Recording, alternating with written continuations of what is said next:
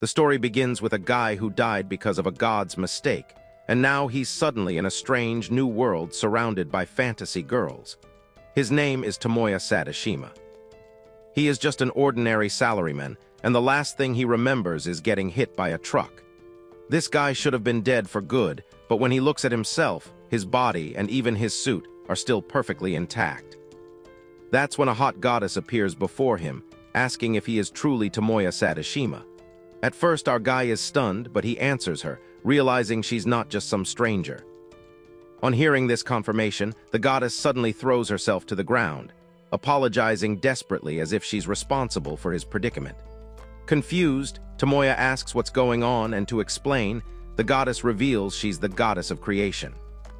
She further explains that Tomoya wasn't supposed to die yet, but because of poor management, his life ended prematurely. But when she realized the mistake, she even tried restoring him to his old life, but doing so would break the cosmic balance and trigger a catastrophe. Tomoya asks if that means he can never go back to Earth, and she calmly confirms it. The only path left is reincarnation into another world. Tomoya freaks out, but to appease him, the goddess promises to reincarnate him into a fantasy world instead, one where strength and abilities are managed by stats and levels. On top of that, she'll give him insane cheat abilities to make sure he doesn't die again too easily, like some lame protagonist. Upon hearing this, Tomoya figures that since his old life was a mess anyway, this might actually be the best outcome. He thinks it over and reluctantly agrees that reincarnation is the only choice left. The moment he agrees, the goddess suddenly rushes things, eager to start right away. Her behavior makes Tomoya suspicious, so he asks if she's hiding something. The goddess fumbles her words and denies it poorly. This clumsy act only convinces Tomoya she's definitely keeping secrets, and that this reincarnation isn't as straightforward as she makes it sound. Realizing she's been caught, the goddess finally reveals the truth that in this new world, battles have been raging for centuries because of the Demon King. His army has been invading and pillaging endlessly, leaving destruction wherever they go. Tomoya guesses she must be the god in charge of that world, but she quickly admits that if she interferes directly, the balance of the cosmos would collapse. That's why she needs him instead, someone mortal who can step in without breaking the rules. Tomoya is caught off guard, but with no other choice, he reluctantly agrees to help. With that settled, the goddess tells him she'll grant him cheat skills, and then kisses him, pouring all her divine saliva juice into him. Before Tomoya can ask further questions, the goddess wishes him luck, and he is instantly swallowed by a black portal. Meanwhile, in the human world below, a village is under siege. Orcs from the Demon King's army storm the town, cutting down men and dragging women into the square.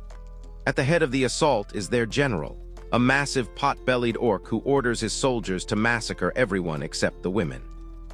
Among the villagers is a smoking wolf girl named Lucia, whom the orc general notices and is about to forcefully bend her over like a juice box straw. But right then, the protagonist appears to save her, declaring that none of the demons will leave alive. Before the orc can react, Tomoya blitzes into the crowd, kicking one orc away and slicing the head off another. Lucia is stunned, wondering who this mysterious man is, but Tomoya simply says she should consider him an ally for now.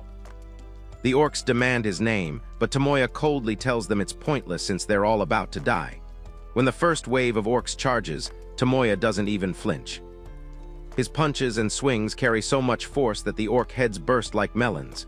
Enraged, the General Belly steps in, boasting to end Tomoya himself. Using the search eye, he checks Tomoya's combat power and sees the number 550, a level strong but manageable. But he is unaware that Tomoya lowered the number not to draw attention. Now confident, the orc general brags that he'll beat Tomoya to a pulp and orders his army to attack with magic. Spells start flying from every direction, aiming at the protagonist.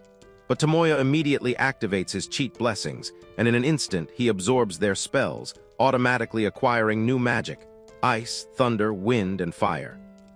With this power, he unleashes a devastating cyclonic spin of superior-level magic that tears through their ranks. The orc general glares in disbelief, unable to accept that Tomoya's combat power was only 550. When he demands the truth, The orc mage screams in shock that the boy's real combat power is 220,000. The orc general freaks out, shouting that it's impossible and concluding Tomoya must be a demon. Desperate to turn things around, the orcs reveal their hidden trump card. They summon a spell, and from the glowing circle, a massive zombie dragon emerges. But instead of attacking Tomoya, the dragon suddenly stops listening to the orcs and locks onto him instead. It turns out Tomoya has a hidden skill called Dragon Influence, and even a zombie dragon can't resist it. With this power, Tomoya orders the beast to turn on the orcs, and it obeys instantly, crushing them one after another until only the general is left. As Tomoya prepares to finish off the ugly swine, Lucia and the other girls step forward, saying they want to strike him down themselves. Hearing that, Tomoya understands and decides to let them have this closure. He pulls out weapons from his storage, shocking everyone with the massive pile. Each girl picks a weapon, and one by one, they take turns stabbing the orc's drum belly until he finally dies. Later that night, Lucia thanks Tomoya for saving her town and then begs him to stay the night. Tomoya looks at her face and freezes. She looks almost identical to someone from his past.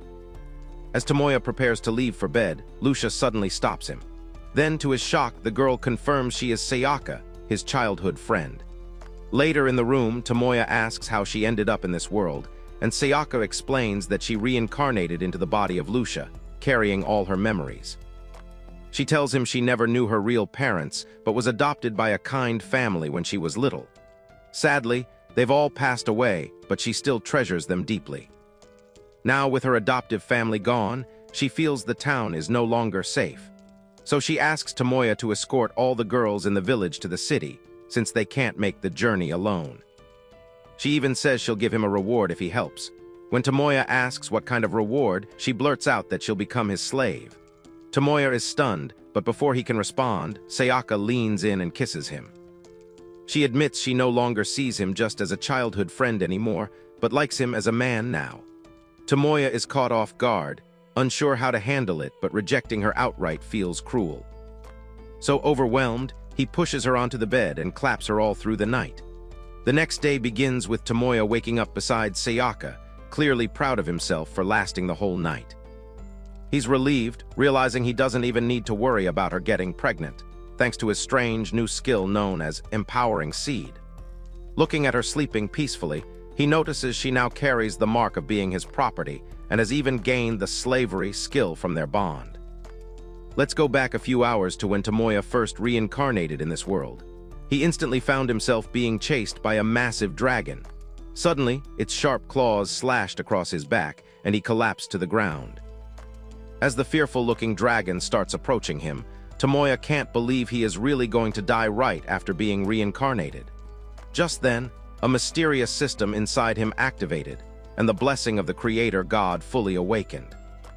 Emergency defenses triggered, his body strengthened, and Tomoya suddenly shouted a spell called Flame Smash, a spell he didn't even know he had. Instantly, flames erupted in a massive blast, slamming into the dragon and shaking the ground. With the dragon on the ground, Tomoya rushed in, attacking with his fist, pounding its guts. But the system quickly informed him that his punches were useless. Desperate, Tomoya summoned a glowing sword called Aura, and before he used it, his analysis skill activated, revealing the dragon's weak point. So he lunged forward, drove his blade straight into its chest, ending the dragon instantly. As the dust settled, Tomoya realized he had actually slain a dragon. His body shook with exhaustion, but the system declared the battle over, rewarding him with a massive surge of experience. His level skyrocketed to 31 in one go, unlocking new skills and abilities. Staring at his hands, Tomoya was stunned to see his wounds already healed, and his strength multiplied. Then the strange voice that had guided him during the fight spoke clearly. It introduced itself as the support system created by the Creator Goddess. When Tomoya asked if it was some kind of artificial intelligence, a glowing girl appeared before him, confirming that she was and that her role was to assist him. When Tomoya asked if she had a name, the intelligence explained she had no formal designation.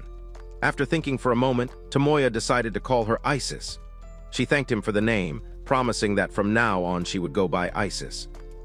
Curious, Tomoya asked what else she could do. Isis explained her role but warned that giving a full explanation would take too long, like 88 hours straight. Instead, she suggested he ask questions about his current situation. So Tomoya asks where they even are at that moment. In response, Isis tells him they're standing on the summit of Dragon Mountain. Hearing this, Tomoya freaks out, thinking the goddess basically dropped him in one of the most dangerous places at level 1. Isis admits the goddess isn't exactly known for foresight, and then apologizes for her reckless idea. Tomoya brushes off the apology and suggests they leave immediately before more monsters show up. Isis agrees but advises him to collect the dragon he defeated earlier. She instructs him to point at the corpse and say, "Generate." Tomoya obeys, and right away, the dragon's massive body vanishes into glowing light, condensing into a small crystal in his hand. Tomoya learns that in this world, monsters crystallize when defeated, and these crystals can be sold, crafted into tools, or used as rare materials. Now ready to depart, Tomoya asks how far the nearest human settlement is, and Isis drops a bomb, revealing it's 1,000 kilometers south. Before he can even process that, she warns that a swarm of hostile presences is approaching. When Tomoya looks up, the sky is suddenly darkened by dragons. Their levels are insane, ranging from soldier class in their 30s to terrifying kaiju-level beasts in their 80s. At the center of it all, the terrifying sacred dragon emperor appears, towering over the others with a power level off the charts. Even Tomoya can tell this one is leagues above everything else. Still, despite the chill running through his body, he feels no fear. He clenches his fist, declaring that he won't let this monster win. And somehow, with insane luck and the hidden blessing he didn't even know he had, Tomoya topples the Emperor Dragon. Isis confirms the enemy is dead and announces that his secret passive ability, Star of the Story, boosted his luck by an absurd 99.99%. After defeating the dragon, Tomoya's level skyrockets all the way to 71, loaded with new skills, titles, and combat power. Isis calmly advises him not to leave the corpses behind, warning that unattended dragon bodies can resurrect as undead. The thought of facing an undead dragon emperor makes his skin crawl, so Tomoya decides not to risk it.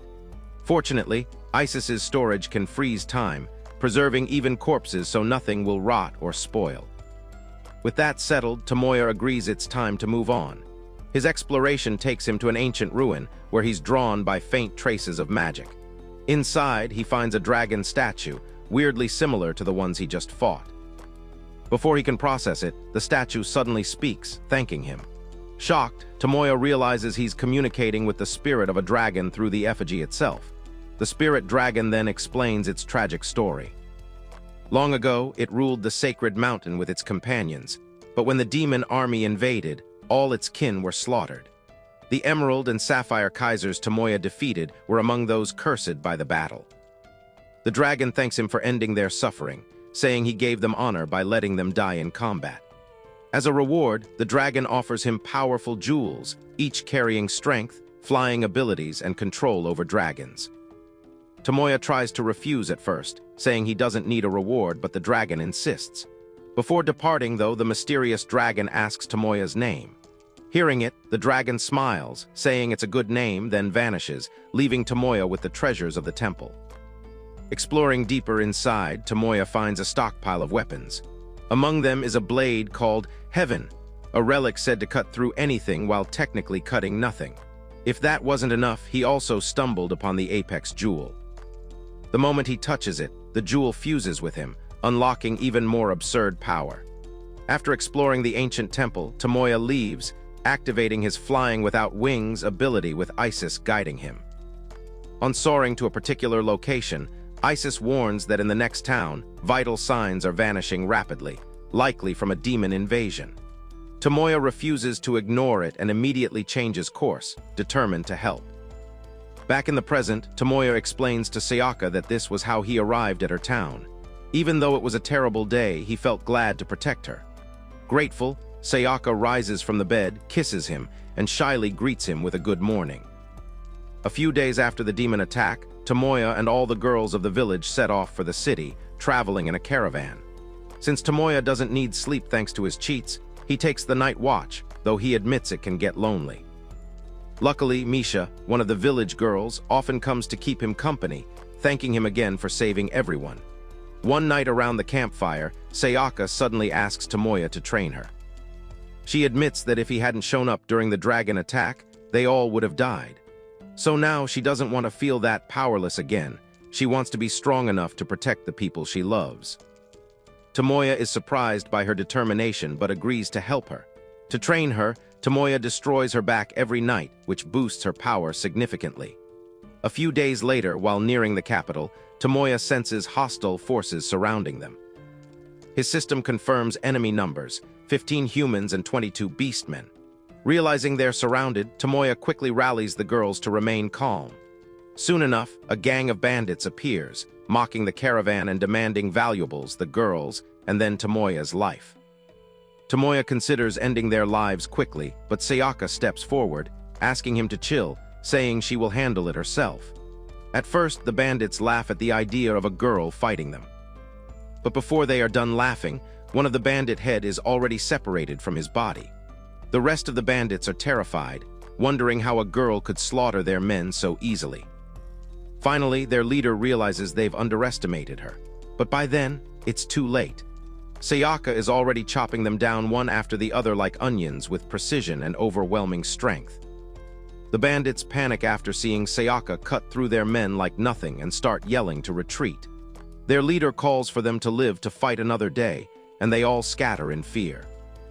After the fight, Tomoya praises her, saying that it was impressive, and Sayaka admits she's gotten stronger thanks to his backshot training. Sometime later, they finally reach the capital city.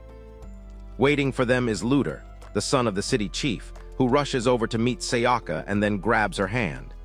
He starts showing her a little too much affection until Sakaya yanks her hand away from his. Looter then explains that they were all so worried when they heard about the demon attack. Behind him is his father, Gorman, the city's leader.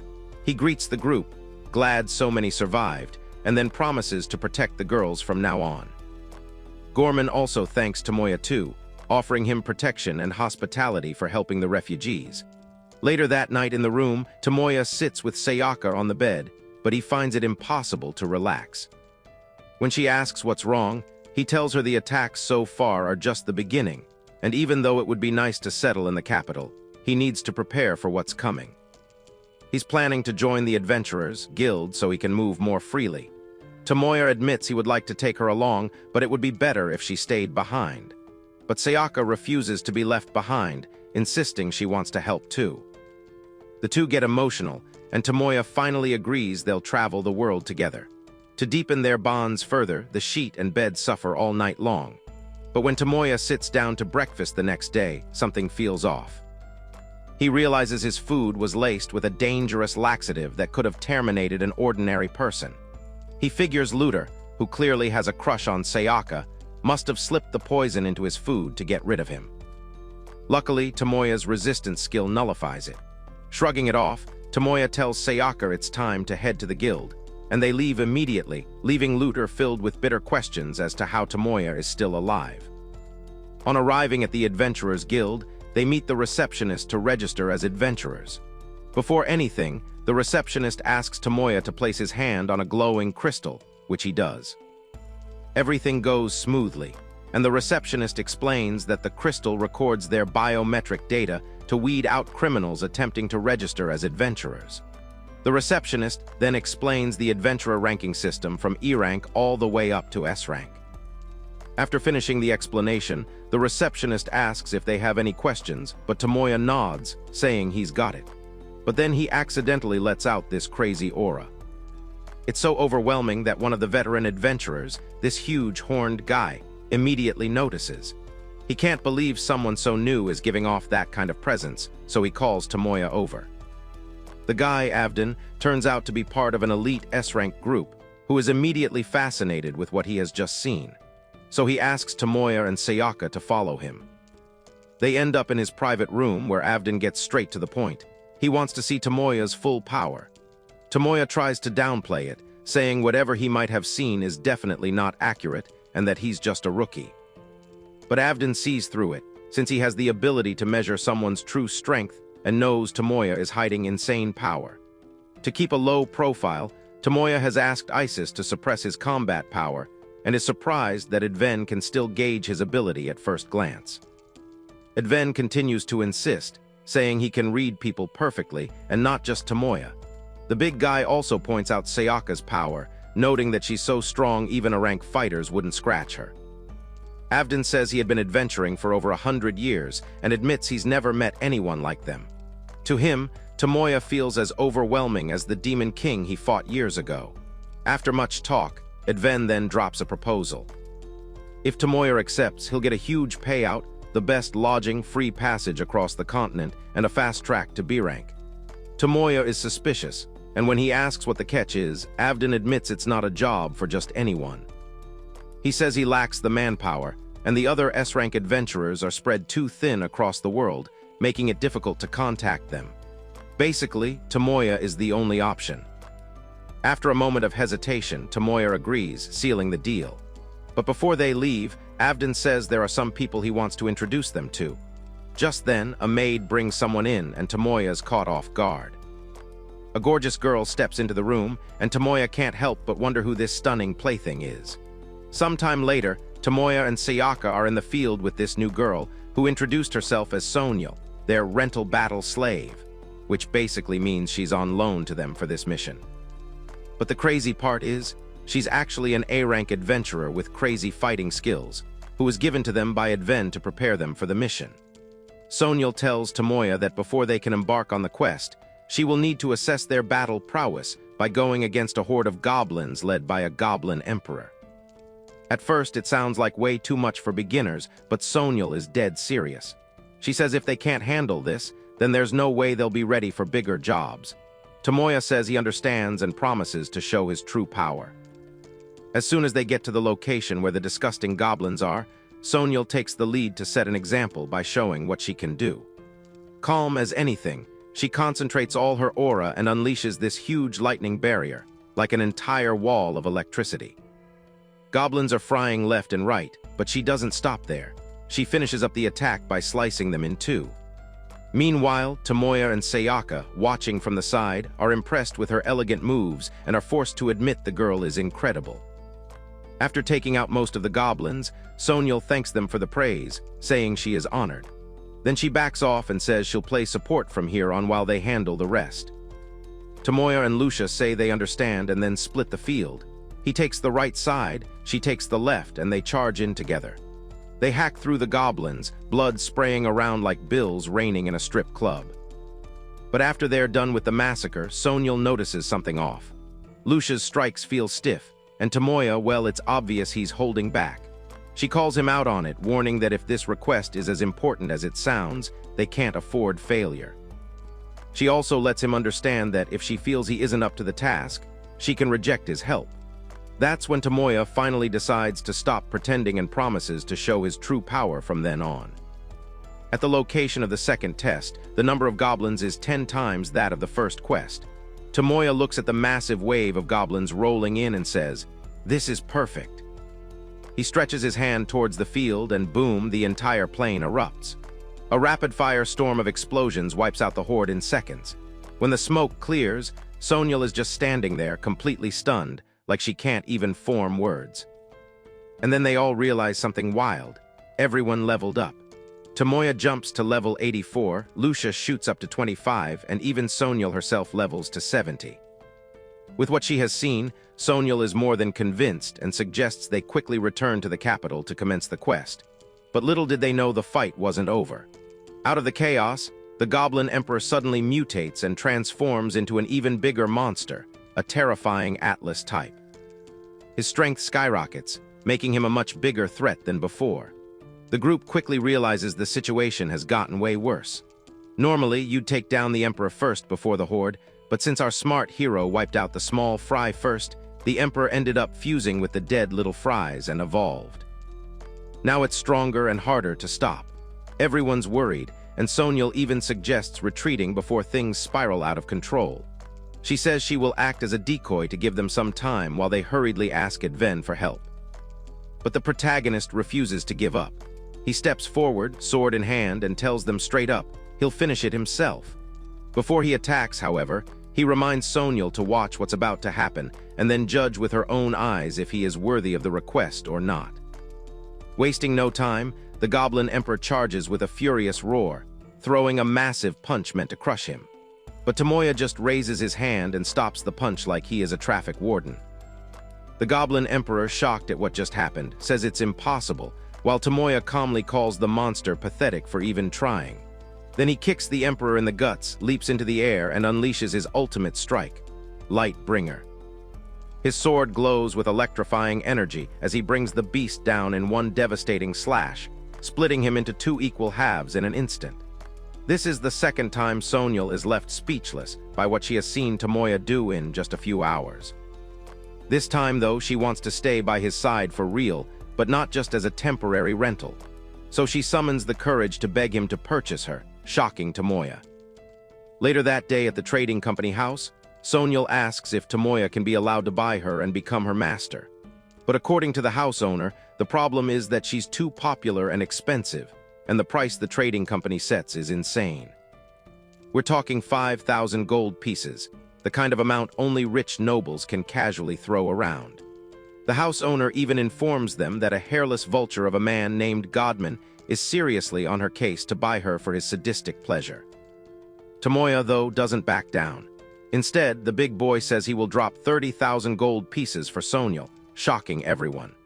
The protagonist basically states that Sonyal's value isn't something you can measure with pocket change, and he'll pay way beyond what's being asked. The house owner, though shocked, agrees to his offer, since business is business, and then declares that whoever pays the most will claim the prize. As they walk out of the trading house, Sonyal thanks Tomoya for proving he is an alpha male, but questions the size of his pocket. Tomoya simply tells her that he is the kind of man who will never give sweet cheeks, sorry, good girl to someone else. He assures her that he will definitely buy her, and his confident tone alone is enough to make Sonyal so happy. Later that night, Sonyal and Sayaka sit down together, just the two of them, talking about personal matters. Sonyal casually mentions how she thought Sayaka and Toyoma were a couple already.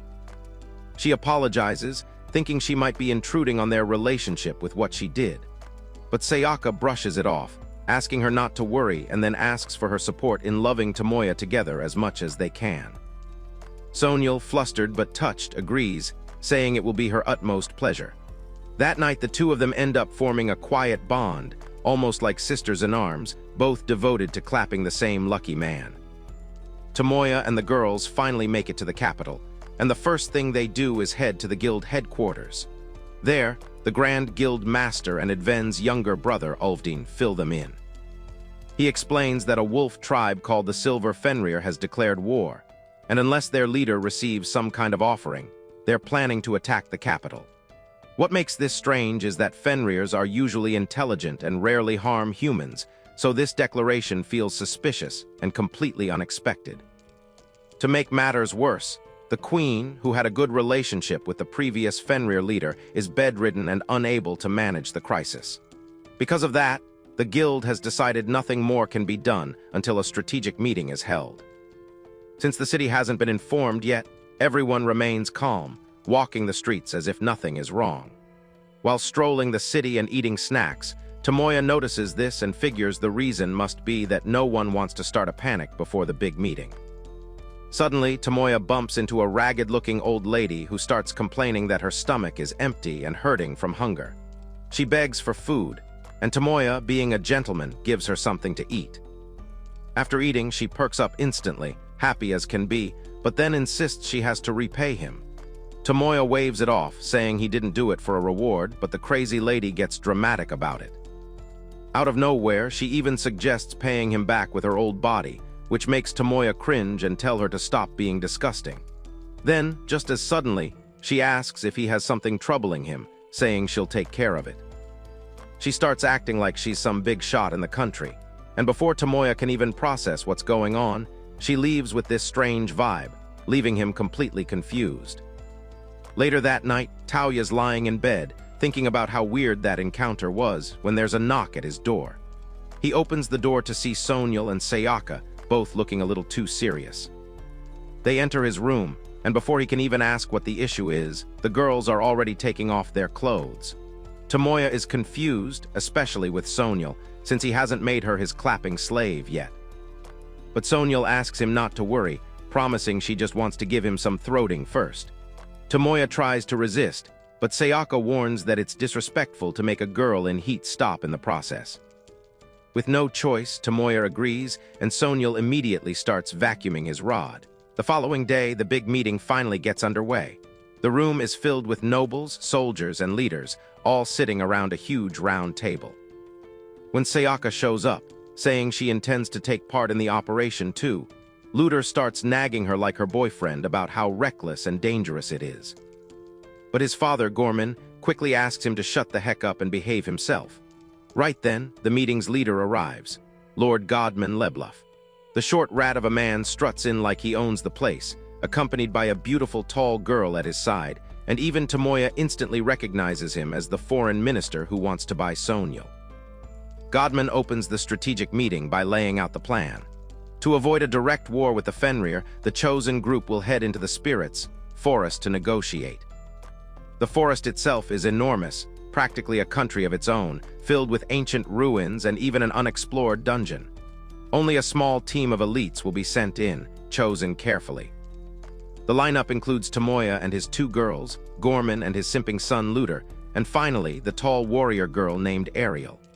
On reaching the Spirit Forest, Ariel introduces herself formally, but Tomoya asks if she always speaks that way. Ariel apologizes, saying it's simply her manner of speaking. Meanwhile, Luder keeps bothering Sayaka about her decision to take on such a dangerous job, but she tells him not to worry, insisting she's fine. Gorman is already fed up with his son's simping attitude and apologizes to Tomoya on his behalf. Tomoya tells him not to worry about it, but Godman is still embarrassed, wishing he didn't have such a brainless lad for a son. However, Tomoya reassures him again, saying it's just youthful exuberance. When they reach a certain spot in the forest, Tomoya senses something eerie in the air and warns everyone to stay on guard. Suddenly, 3 giant Fenrir appear for negotiations, and Sayaka steps up to speak since she's the wolf girl in the group. As negotiation commences, the wolves accuse the humans of stealing some kind of treasure, saying they won't back down until it's returned. Sayaka has no idea what they're talking about and tries reasoning with them, but the talks stall. That's when Tomoya steps in, using his blessing to speak directly in the wolves' language. He manages to calm the situation a little, but since the wolves remain adamant, he decides to withdraw for now to figure things out.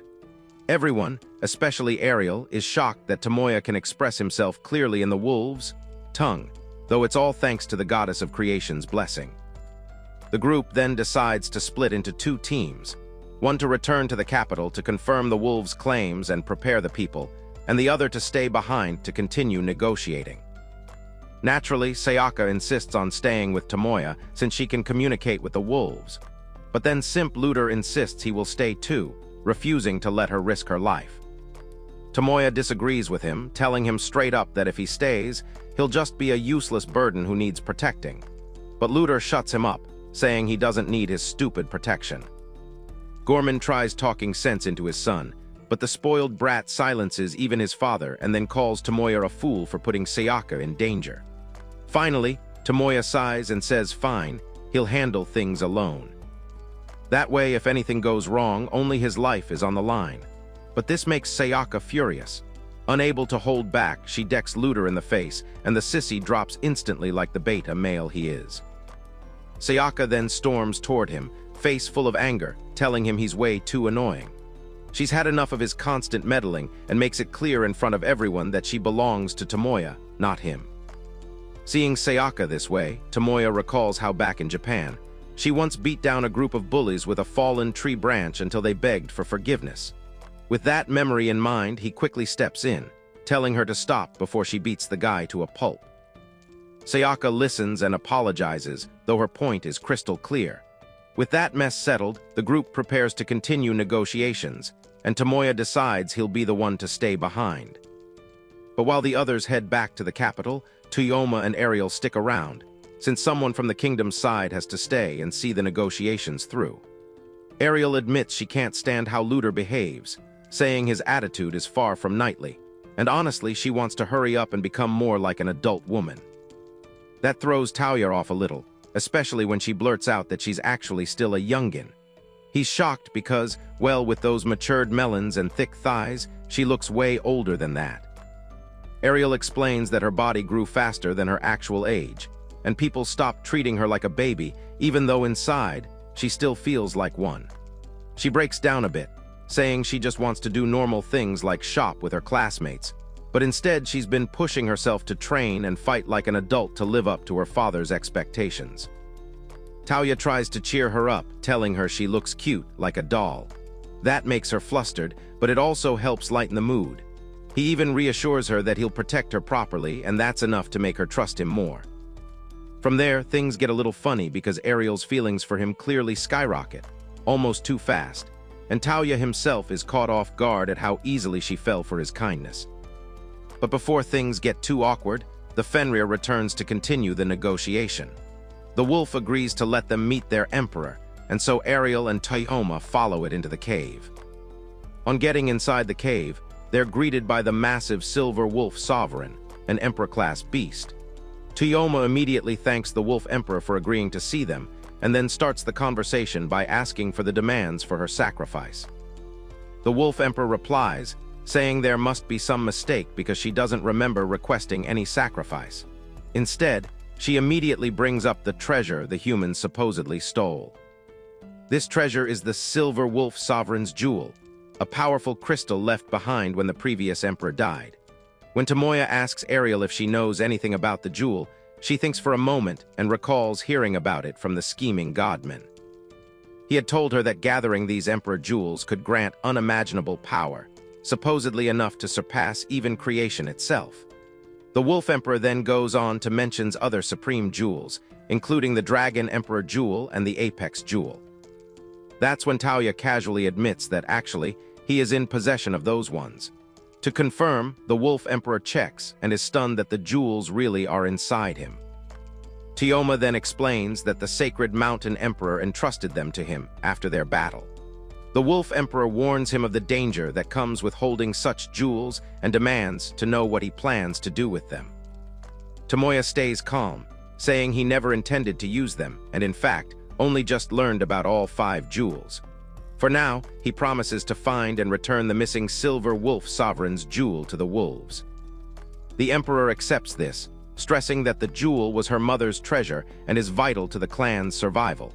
But she refuses to extend the deadline for the wolves' attack on humanity. She warns Tomoya that bloodthirsty younglings are already eager to invade the human capital at a moment's notice. Tomoya nods, saying he understands and will move quickly. Just then, a pair of small, fluffy wolf pups trot out, wagging their tails. Ariel is surprised, and the Emperor admits they're her children, the next generation of silver wolf sovereigns and her pride. Later, Tomoya and Ariel return to Godman's mansion. There, confusion arises as one of the officials recounts everything that happened between Tomoya and the Wolf Emperor, clarifying that all the wolves want is their stolen jewel. Godman claims not to know what the man is talking about, so Tomoya steps forward and questions him directly, asking if he has the wolf's jewel and where it is. Still, the rat man continues to lie, insisting he isn't in possession of any jewel. With no choice, Tomoya reveals the 3 powerful dragon jewels in his hand and says he is willing to trade them for the wolf's jewel. Godman's greedy eyes widen instantly at the sight. He tries to buy the jewels from Tomoya with 1,000 gold coins. Tomoya rejects the offer, saying it's too small. Desperate, Godman raises it to 120,000 gold coins. Tomoya accepts but demands full payment in coins on coins, no cash app. Before leaving that day, Tomoya asks again if Godman is certain he doesn't have the Silver Wolf Sovereign's jewel, and Godman insists he doesn't. But eventually, he exposes himself. On the night of the full moon, he attempts to absorb the powers of all 5 jewels and fails.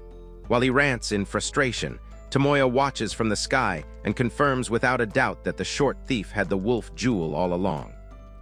Even the jewel Tomoya sold him was fake. The originals had already fused with him. Seizing the chance, Tomoya swoops down, knocks Godman unconscious, and retrieves the Silver Wolf Sovereign's jewel. But on his way to return it, calamity strikes. The jewel suddenly glows and fuses with him. Tomoya immediately gains new strength and skills without meaning to. Panicking, he asks Isis if there's a way to remove it, and Isis bluntly tells him it's impossible. The only way to separate it is through his death. Tomoya begins stressing, realizing he now has to explain this to the Fenrirs without making it look like he stole their treasure. While he debates what to do, the air around him shifts. The stench of blood spreads through the forest, and before he knows it, Fenrirs surround him. They've formed a barrier, cutting off any escape. This time, they're not here to negotiate, they're here to fight. One of the wolves lunges at him, catching him off guard. The attack cuts straight through his defenses, leaving him wounded. Tomoya quickly heals himself, realizing these wolves are using special attacks that bypass his protection. More wolves close in, their ferocity increasing, their stats flashing before his eyes. Then a loud howl shatters the air. The silver wolf sovereign steps forward, but something is clearly wrong. The wolves are moving unnaturally, and Tomoya realizes they must be under some kind of curse. He calls out to the Emperor, asking if she can hear him. The Wolf Emperor answers, confirming they have been forcibly cursed, and then begs him to put them to rest. She says they can't return to normal anymore, and besides, they've sinned and therefore they are not allowed to live any longer. Tomoya stares at her, confused, but when he sees the desperation in her eyes, he says he understands. With a heavy heart, he draws his blade and promises to end their suffering. The Wolf Emperor thanks him, and then with one decisive strike, Tomoya unleashes all his might, ending her pain. Suddenly, his system pops up, announcing that all Fenrir magic has been collected and stored. Looking at the little wolf pups lying on the ground, covered in blood, Tomoya slams his fist into the dirt, furious. He gently cradles them in his arms and apologizes, saying they did nothing wrong. Tomoya admits it feels like cheating. He's so strong now that no monster can touch him, yet even with all that power, this is the result. Tears stream down his face as he cries, saying that in the end, all he gained was strength and nothing else. Just then, his system suddenly reacts to his grief. His Reincarnated title activates and his crystallization skill upgrades into something new. Spirit crystallization. Suddenly, Fenrir crystals start floating up around him, glowing in the air. Tomoya is shocked, staring as they merge into one massive crystal. The giant crystal starts shining bright, and from it, a huge spirit wolf appears. The phantasmal Wolf Emperor. The spirit wolf howls, and the rest of the pack howl too and surround her. Still holding the wolf crystal in his hand, Tomoya watches as the spirit wolf emperor steps forward. She calls him the human who has inherited the title of Silver Wolf Emperor, and then thanks him for freeing them from the madness that bound them. But noticing Tomoya's torment, she explains that because of the curse, even if they died, they would have turned into monsters of destruction, so this ending was actually for the best. That said, she tells him her consciousness is about to fade and begs him to hear her two final requests. First, to help her descendants whenever they're in trouble, to which Tomoya promises he will. Then, secondly, to deliver her spirit crystals to her mother, and Tomoya doesn't hesitate, promising he'll take responsibility for delivering them. With that, the Emperor's presence begins to fade. She thanks Tomoya one last time, saying he has her gratitude, before her form dissolves into light. Afterward, one of the wolves approaches Tomoya and howls softly. Tomoya asks if it intends to lead the way, and the wolf barks in response. Meanwhile, high above, an ominous bird perches on a tree, watching everything unfold. At the same time, far away, a horned demon observes through a crystal ball. The demon is shocked that Tomoya managed to defeat a Kaiser Fenrir in its most dangerous state all by himself. He mutters about how the Star of Calamity, magic, still has untapped potential, and even though the Silver Wolf Sovereign had lost its original strength to the curse, Tomoya's power still surpassed them all. Then the demon grins, whispering that the boy might make for a fine sample. Back in Godman's mansion, the fat nobleman is furious as all his orbs shatter.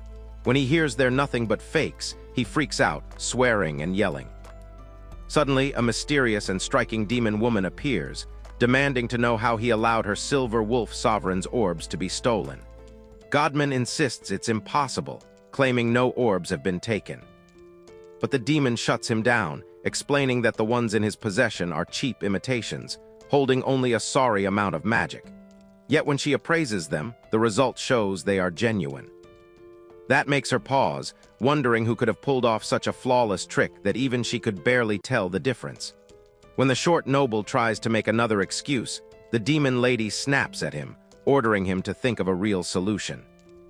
She reminds him that his only worth is in being useful to them. Then, with a cruel smirk, she adds that she's already bored with this country and might as well destroy it. Meanwhile, Tomoya and Sayaka set out to meet the mother of the Silver Wolf Sovereign. When they arrive, they finally encounter her, a massive, terrifying presence. But the mother wolf already knows they are coming and welcomes Tomoya, calling him the new Silver Wolf Emperor. She is already aware of what happened to her daughter. She explains that she could sense everything from her wavelength before she died, and that's how she knew of the madness. However, she still wants to hear what really went down, so the protagonist tells her what he knows, though he admits there's still a lot he doesn't fully understand. On hearing that it all traces back to the Calamity Star Curse, the mother wolf begins to explain.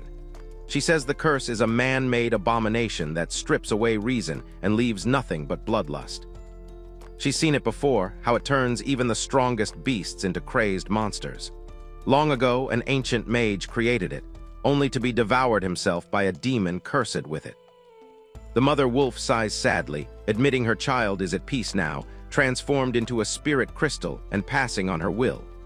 Tomoya then hands over the crystal, and the mother wolf accepts, saying she will honor her child's will. But then she steps closer and reveals she has one regret. She asks if he can oblige her one request, and Tomoya instantly agrees to be of service. She tells him she longs to see an old close friend again. The princess of Doramer Kingdom, Hildegard. Tomoya says he understands the mother wolf's desire to meet the queen, but he points out the obvious problem. Her gigantic size makes entering the palace impossible. Since she can't go herself, the mother wolf turns to Sayaka with a request.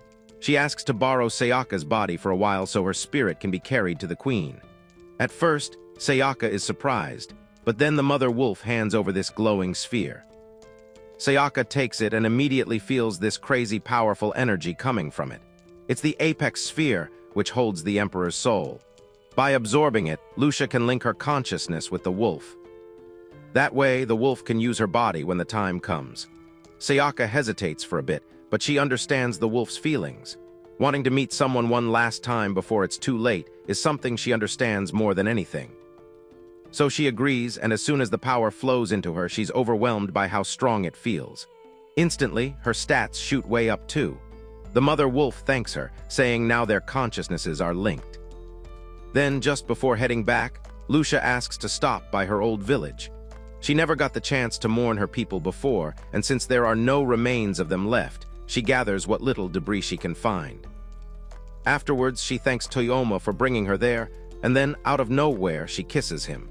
She tells him she's glad he was reincarnated, and she loves him very much. After that, they head back to the castle, where Tauya gets praised by Adven for taking down the Silver Fenrir.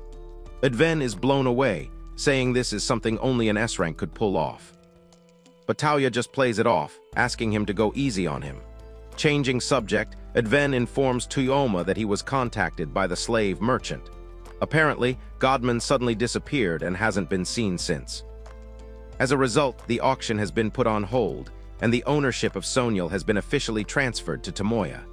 Sonyal is shocked at first, but then relieved, realizing that from now on, Tomoya will be her new master.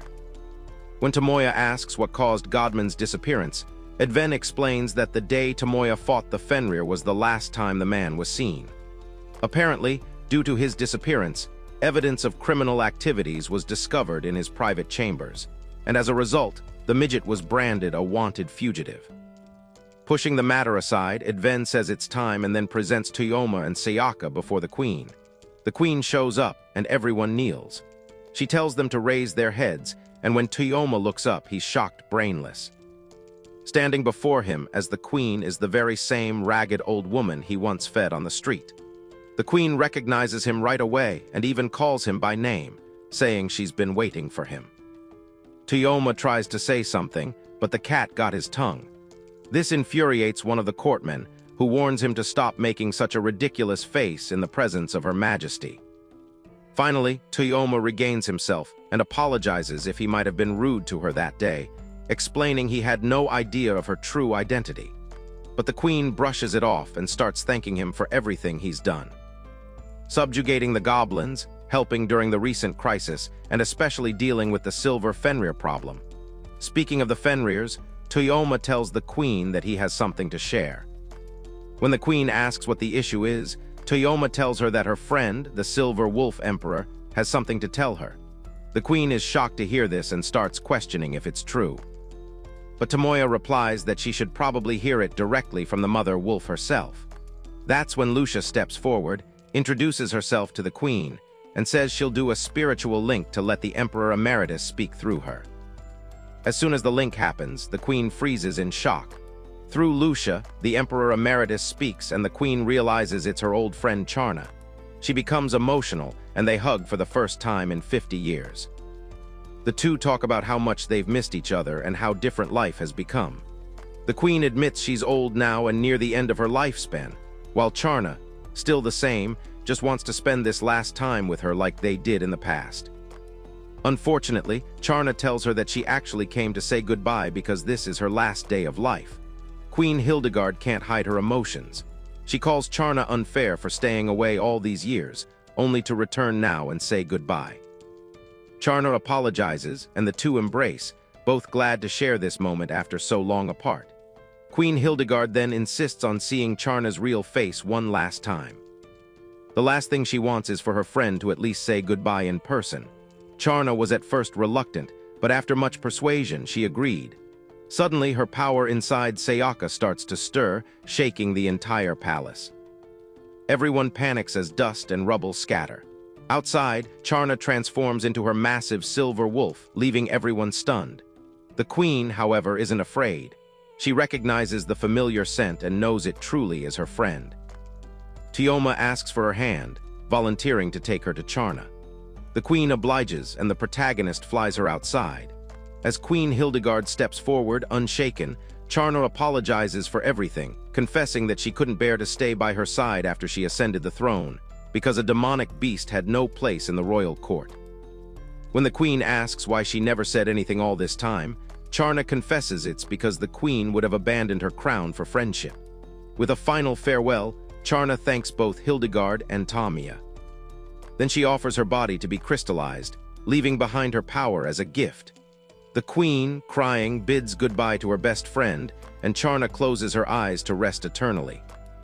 Tomoya finally absorbs the apex sphere of the Silver Wolf Emperor and secures its power. After a brief heavy silence, the queen wipes her tears, steadies herself, and declares that instead of mourning, they will celebrate the hero who saved their country.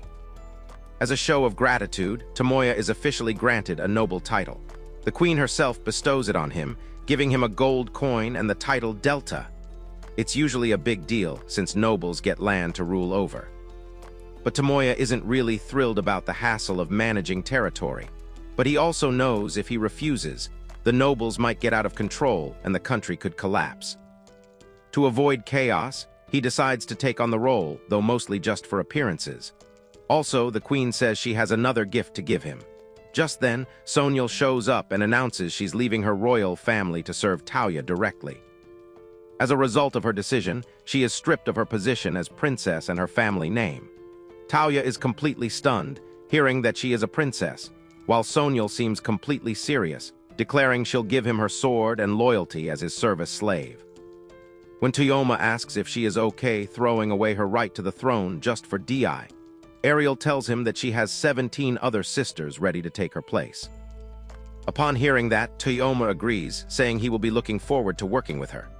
Later that night, while in his room sleeping, Tuooma hears a knock on the door. When he opens, he sees Sonyal looking bothered by something. When he asks why she can't sleep, Sonyal replies that she has something she has to tell him before serving him officially as his slave. She says it's about her past and the kingdom she's from. She reveals that her kingdom, Markarfok, used to be a small island nation that flourished as a tourist destination.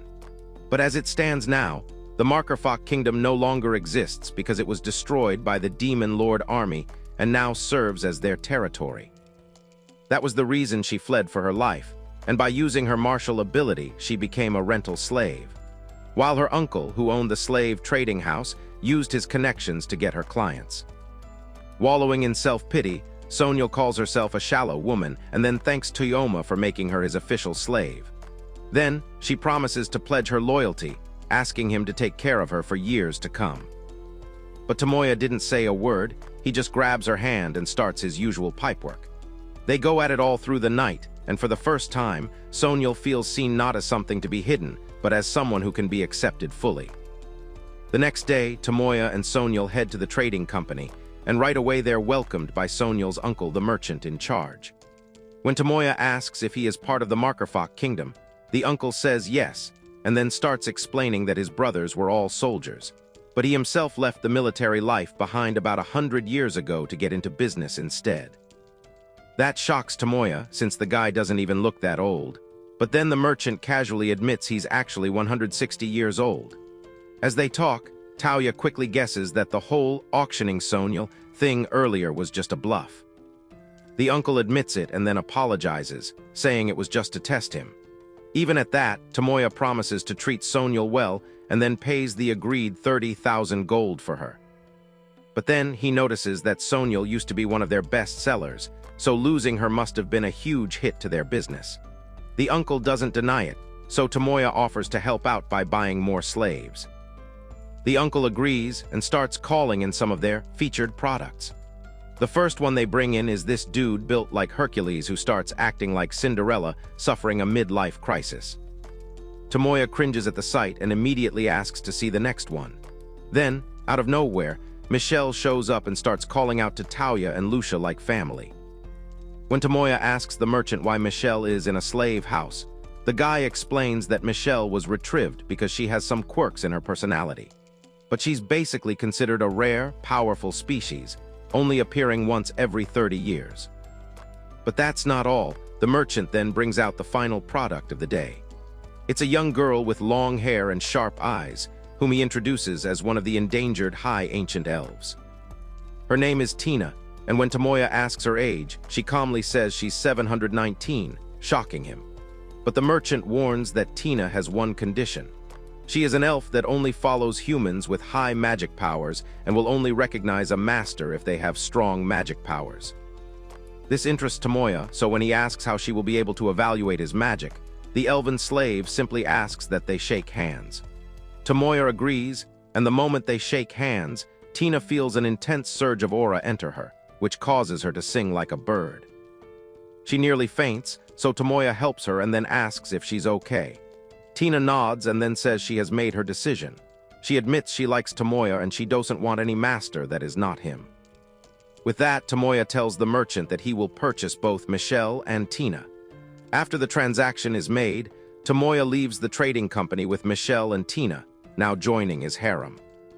Before long, Tomoya and his girls arrive at his new mansion in the territory granted by the queen, and it's far bigger than anything he imagined. At the gate, a beautiful maid is already waiting and greets him politely, calling him "My Lord." Inside, she introduces herself as Maria, the chief maid who manages the estate. She explains that she personally volunteered to become his maid. Maria then shares her background that she used to be an adventurer, but only just retired to serve Tomoya full-time. This makes Soniel stop and think for a moment. She asks if Maria, by any chance, used to be the S-rank adventurer known as the Dragon Fist. Maria answers calmly that she's thrown away her old title and name, and now she's simply Maria. Tomoya becomes curious and asks Soniel if she is in any way acquainted with Maria. Soniel replies that while she hasn't personally met her before, Maria is famous enough that most people know her by reputation. It's revealed that Maria was a key figure, a living legend who fought against the dragon race and denied them victory. Maria explains that when the Silver Wolf Emperor visited the castle with Tomoya, she had been guarding the court at the guild's request. Seeing how bold and fearless Tomoya was that day left a deep impression on her. Tomoya tries to brush off the praise, saying he didn't do anything special, but Maria insists. She bows, declaring that she decided then and there to serve him. She promises she can be of great use by training the other maids and maintaining the mansion's security. When Tomoya asks why she didn't simply form a party with him, since she admires his strength so much, Maria admits that her wish is not to fight at his side, but to serve him completely, with both her heart and her body. Eventually, Tomoya agrees, leaving the mansion in her care, which makes Maria light up with excitement. She then requests that Tomoya form a contract with her so she can become part of his harem. She moves closer, saying as his maid, she, too, deserves that kind of relationship. Tomoya panics a little but agrees. He activates a magical circle, and his system confirms that a new bond has been formed. With that done, Maria offers to introduce him to the rest of the staff. Tomoya freaks out when he sees all the girls from Sayaka's village, now dressed as maids, ready to serve. Maria explains she thought it best to hire people he already knew, so after the queen's decree, she recruited them immediately. It's revealed that the village girls once belonged to House Amold. But after Misha scolded Lothar for insulting Tomoya and Sayaka, Lothar sold her into slavery. This betrayal caused the entire village to cut ties with House Amold. Tomoya feels kind of responsible and apologizes. But Sayaka, angry, mutters about cracking Lothar's head open. But on a brighter side, Tomoya admits he is a little excited seeing all the young, beautiful maids kneeling before him. Because of this, he sets up his base in the capital of Drammer Kingdom and officially starts living as an adventurer. That night, right after he got this mansion, Tomoya decides to pipe his 3 new slaves, Ariel, Tina, and Misha. The girls had been preparing themselves for this moment. Tina steps forward nervously, admitting she's inexperienced and worried her small plots won't satisfy him. Tomoya reassures her that she doesn't need to overthink it and should just be herself. Tina asks if he'll accept her as she is. Though she looks very young, she's actually 719 years old, so there's no ethical problem. Still, Tina feels insecure and wonders if her master dislikes her small body. Tomoya quickly denies it, saying any size will make the wood rise, and then leans in to kiss her. Tina blushes as they share kisses, and Tomoya tells her he wants to know more about her. After all plots have been developed, the girls end up resting peacefully beside Tomoya on the balcony of the mansion. They're all cuddled up close to him, using his lap and arms as pillows. Tina drifts off with a smile, saying he feels warm like the shining sun. Misha snuggles in too, letting out a little cat-like sound as she falls asleep against him. And Ariel, lying on the other side, says how much she loves being by his side, happy with just being close. Tomoya himself just sits there, reflecting on how his new life as an adventurer, surrounded by so many amazing cheeks, will be much more interesting. His life in this new world has truly gone pretty well.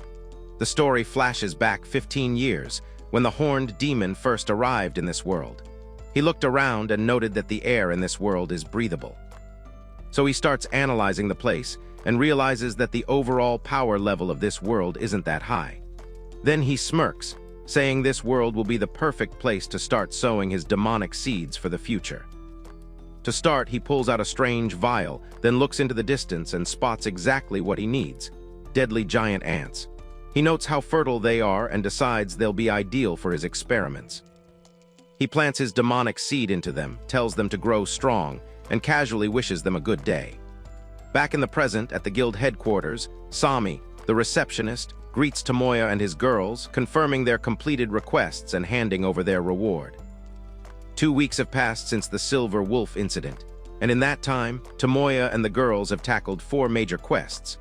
They wiped out hellhounds, raided a dungeon, and most recently fought off an entire army of trolls and lizard men. With that done, Sami tells Tomoya that the guildmaster wants to see him. Tomoya is surprised and asks why, but she only shrugs, saying it's nothing urgent, though she hints it might be an S-rank request. Tomoya has just recently advanced to B rank, and since then, his level has skyrocketed thanks to his blessings. His stats now sit at level 122, with a combat power of over 1.36 million. Even the girls aren't left behind. Their base stats continue to climb steadily each day. The only drawback is that their blessings demand an enormous amount of experience to keep leveling up. Just then, Ariel suggests that Tomoya take a vacation, since he's been pushing himself non-stop without rest. Tomoya admits he hasn't thought about it since the Fenrir battle, and jokes that maybe it's just the salaryman in him, too used to constant work. Finally, he agrees, saying they'll hear out the guildmaster first, and if the request isn't urgent, then maybe a little rest won't be such a bad idea. With that, they head off to meet the guildmaster, knocking on his door before stepping inside. The guildmaster begins explaining the situation to Tomoya. He tells him that deadly ants have appeared in the grasslands east of a town called Soylent. When Tomoya asks if they're really that dangerous, Ariel jumps in. She explains that while the ants aren't powerful individually, their danger lies in numbers and their insane rate of reproduction. If you see one, there are usually 30 more nearby. Worse, these deadly ants tend to build nests close to towns so they can prey on humans. Tomoya asks if this has ever happened before. The guildmaster shakes his head, explaining that even the scholars are baffled. This has never been recorded in history. He adds that recently, one scholar came up with a theory that the sudden appearance of the ants might be linked to the rise of the demon lord. Hearing this, Tomoya immediately remembers that defeating the demon lord was the very reason for his reincarnation. He recalls the goddess assuring him it would be within his power. Still, he admits to himself that he doesn't know how strong the demon lord really is, so it's safer to keep gaining combat experience and leveling up before taking him on. Tomoya also reflects on how grateful he is for this second life, being able to live happily, reunited with his childhood friend, and surrounded by yummy cheeks. That's why he's determined to defeat the demon lord no matter what. He even compares the situation to a game, how in games you grind levels before challenging the final boss. But this world isn't a game, so losing isn't an option. Tomoya listens as the guildmaster explains that the demon lord's strength has been rising rapidly, likely because a new leader has emerged to guide them. When Tomoya asks how the queen plans to handle it, the guildmaster says her plan is to form a suppression team, a large army made up of adventurers and soldiers. Tomoya asks when they'll be called in, and the man explains that first responders will scout ahead, and then the main army will follow 3 days after. Tomoya wonders how far Soylent is, and he is told it's about 5 days by carriage, or 3 days with recovery magic and no stops. Tomoya sighs, already knowing where this conversation is headed. It feels just like his salaryman days, when he could always tell what his boss was about to dump on him. Sure enough, the guildmaster asks him and his group to head to Soylent ahead of the main army. He even offers triple the normal reward, practically begging Tomoya to accept, fearing that something worse may be on the horizon. Tomoya grumbles about how troublesome it is, but he knows they can't ignore the problem. So he agrees, saying they'll leave tomorrow after taking the rest of the day off. The guildmaster thanks him sincerely, promising he'll look forward to working with him. Later at the mansion, Tomoya and his babes gather to discuss the outbreak of deadly ants. Maria speaks up, revealing she has experience fighting them. She explains that depending on the size of the nest, these ants can be ranked as high as S rank. One by one they're manageable, but once a swarm forms, they become devastating. She recalls that 15 years ago, a mutation created an exceptionally strong ant called the Kaiser, and it took 6,000 soldiers to finally bring it down. Just last year, though, a force of only 500 handled the ants with relative ease. Tomoya realizes this kind of mutation is similar to the Goblin Raid, when dead goblins fuse together into the monstrous Goblin King. Maria nods, adding that the Kaiser once merged with others to form the Grand Kaiser, making it even worse.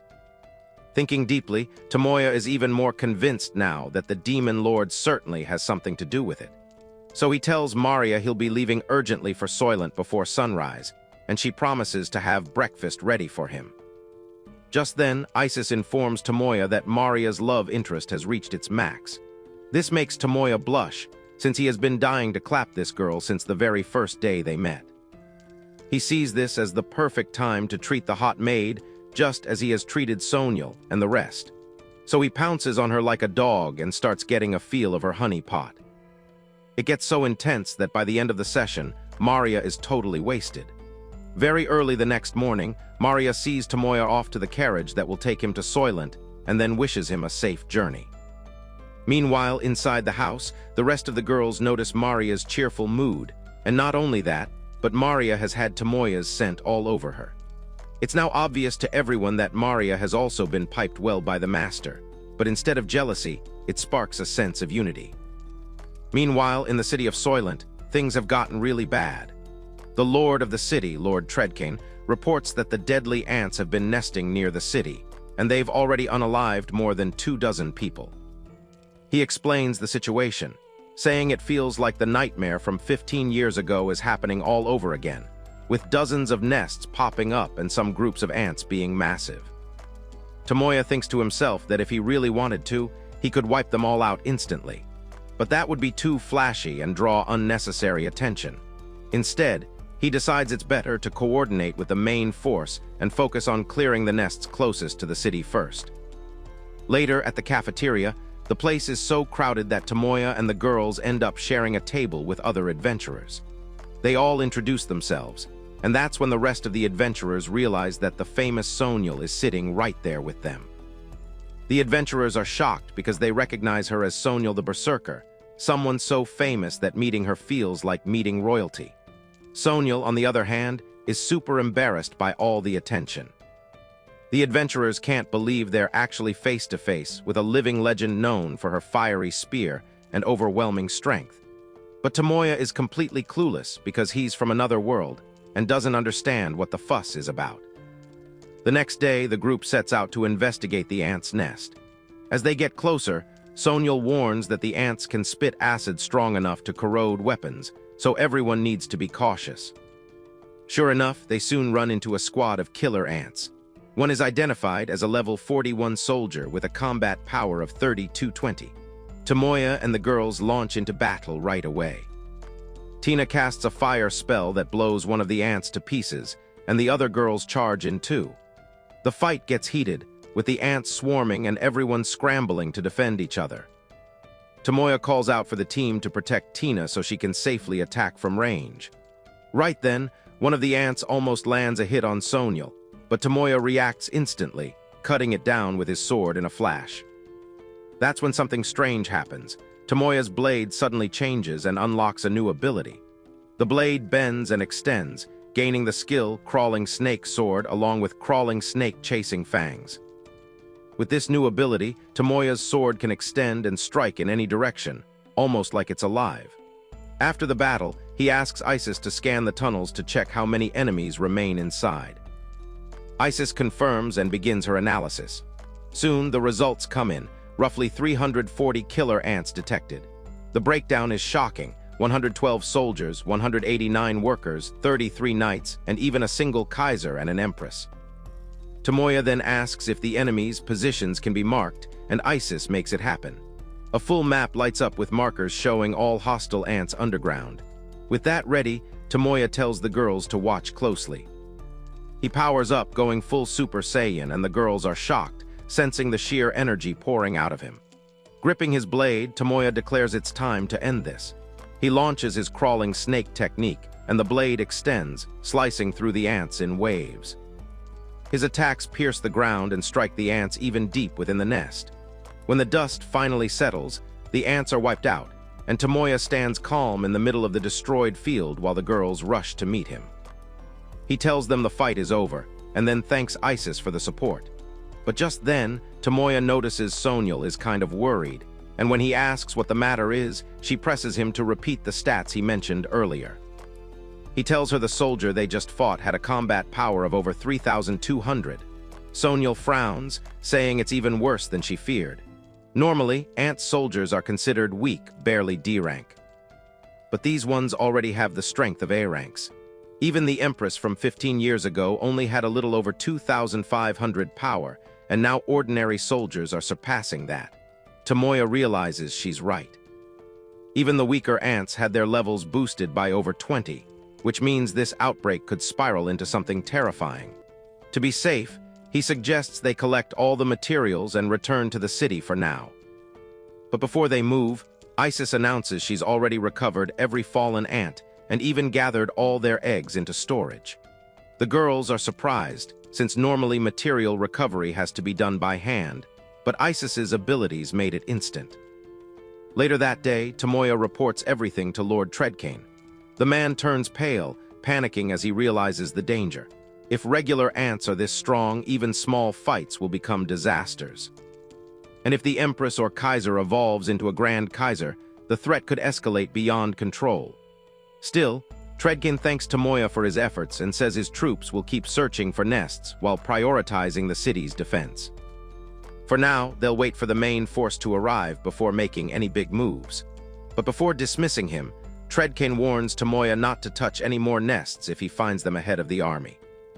A week passes, and Tomoya is joined by Adven and an old veteran named Siegmunk in the ongoing investigation. The two veterans quickly fill him in. At first, the plan had been for the army and adventurers to team up and attack 7 nests at once. But coordination proved too messy, so they decided to split the work, each group tackling nests separately. Toyoma later learns there aren't just 7 nests, there are actually 35. He and his girls already took out 28 in the past week, but that still leaves some behind. Thanks to all that fighting, his level has skyrocketed past 500. But then a strange report comes in. Too many ants are congregating in one spot, far more than a normal nest could contain. Taoyer admits he's had a bad feeling about this from the start, but then agrees to check it out, and some of the others volunteer to go with him. But before they can move, a knight rushes in shouting that there is trouble. Apparently, giant ant Kaisers have appeared, and not just one, but 7 at once, each with a combat power of over 50,000. But then the knight explains that all 7 of them suddenly vanish, and in their place, an all-powerful new demon ant emerges from the smoke and dust. It's the evolved empress with a terrifying combat power of 99,999.